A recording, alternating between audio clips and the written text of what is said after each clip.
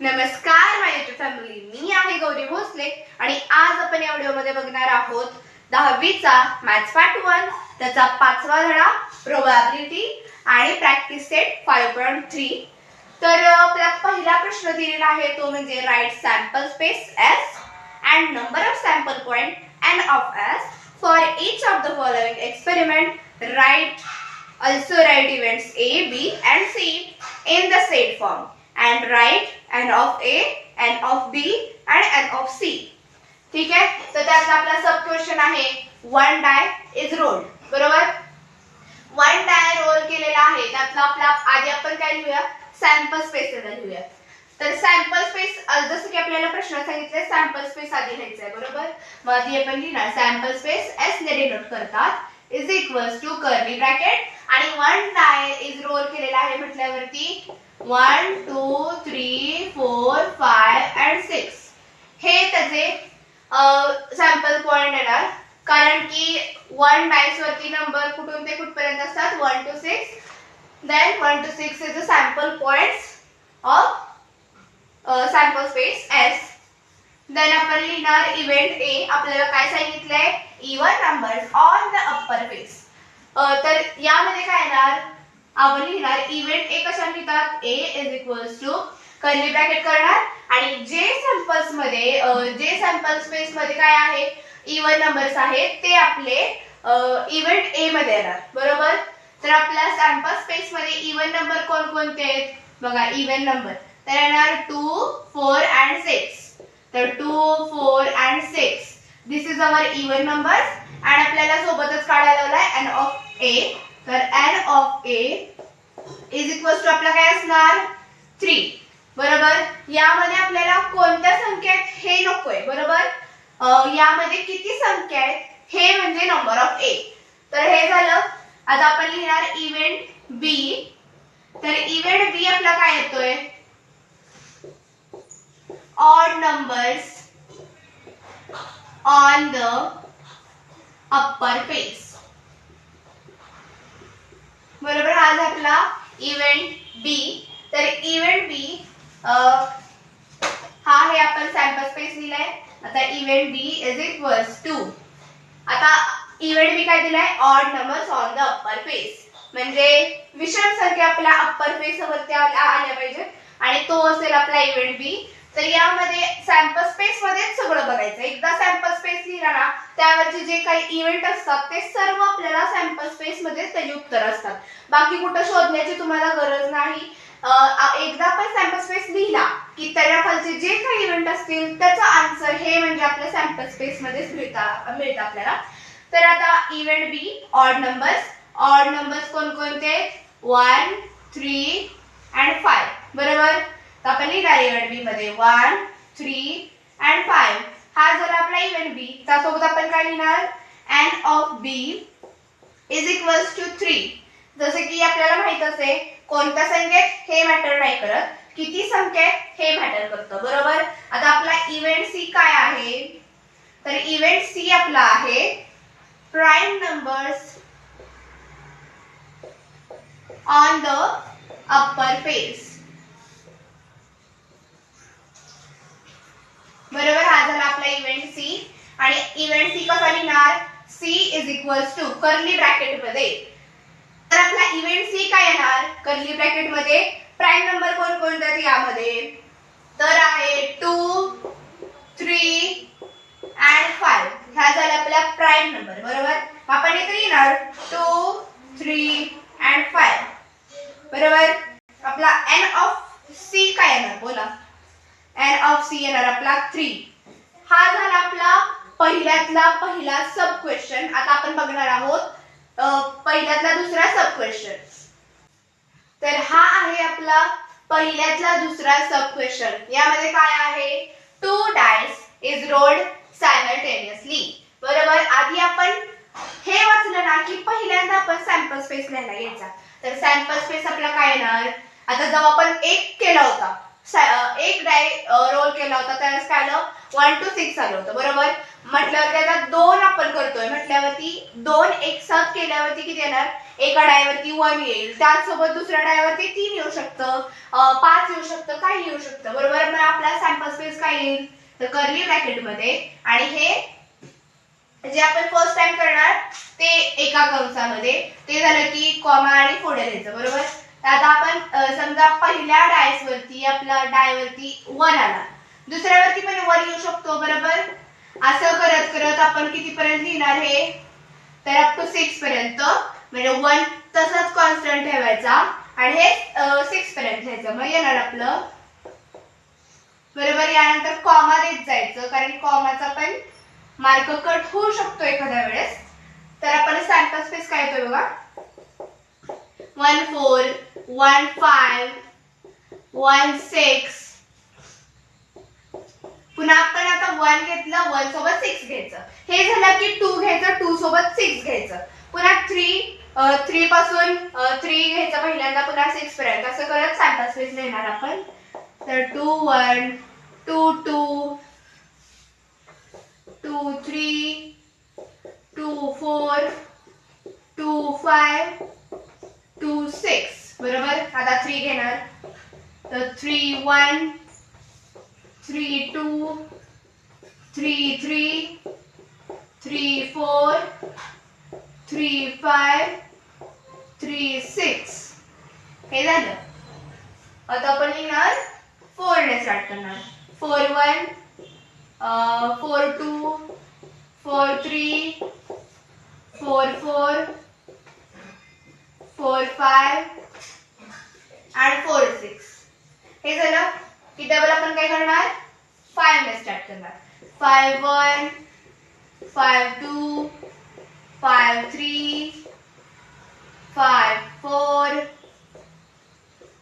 5 5 आणि 5 6. हे झालं की आपण 6 ने स्टार्ट करणार. 6 1 6 2 6 3 6 4 6 5 and 6 6. हे झालं आपलं complete. That curly bracket complete. तर हा एवढा मोठा आला आपला सॅम्पल स्पेस. हा दिसायला खूप मोठा आहे पण लिहायला खूप सोपा आहे. तर आपलं किती येते बरोबर आलंय का बघूया. आपले एलिमेंट किती आले पाहिजे, 36 एलिमेंट आले पाहिजे. तर 1 2 3 4 5 हे बरोबर आलेलं आहे. आता आपण इव्हेंट ए लिहिणार आहे. त्यांनी सांगितलंय काय तर the sum of the digits on upper faces is the multiple of 6. म्हणजे जे 6च्या पाड्यात संख्या असतात 6 12 24 18, हे जे काय आहे ते या दोघांची जर आपण ऍडिशन केली तर तेवढी आली पाहिजे. तर याची केल्यावरती येते का 9, याची नाही, ह्याची नाही, ह्याची पण नाही. 5 अधिक 1 6, म्हणजे हे येते आपलं. तर आपण इव्हेंट ए मध्ये लिहिणार. आता तुमचं कन्फ्युजन होणार नाही म्हणून मी ते लाईन ओढते. तर event A is equals to आणि कर्ली ब्रॅकेट. तर हा येतोय आपला 1 6. हा पहिला एलिमेंट झाला. देन कुठला येतोय 6 1 7 येतंय. हे नाहीयेत, हे पण नाहीयेत, हे पण नाहीयेत. 3 अधिक 2 हे पण नाहीयेत. 4 अधिक 2 6 येतं बरोबर. मग 2 आणि 4 हा आला आपला. पुन्हा 2 अधिक 5 नाहीयेत. 2 6 नाही, 3 नाही, 3 आणि 3 6 बरोबर. 3 आणि 3 6. 3 4 नाही, 5 3 नाही, 6 3 नाही, 4 नाही. आता 4 2 हा एक आला. हे येते का नाही, नाही, हे पण नाही येते, हे नाही येते. हा येतोय बरोबर. हा येतोय, हा आपण लिहिला, हा एक लिहिला आणि कुठला लिहिला, हा एक लिहिला बरोबर. हे झालं. हा येतोय तर आपण लिहिणार 5 आणि 1. देन कॉमा द्यायचाच कंपल्सरी. हे येते का नाही, हे पण नाही, हे येते का नाही, हे 11 येते, याची सम 11 पण नाही येत. हे येते 4 1 7, हे 8, हे 9, हे 10, हे 11 आणि हे 12.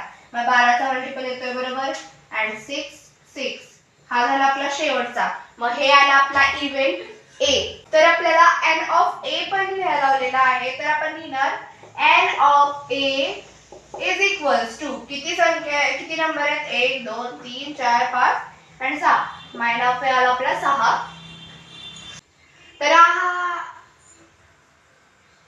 तर हा आहे आपला इव्हेंट बी. तर इव्हेंट बी मध्ये काय सांगितले the sum of the digits on the upper faces is minimum 10.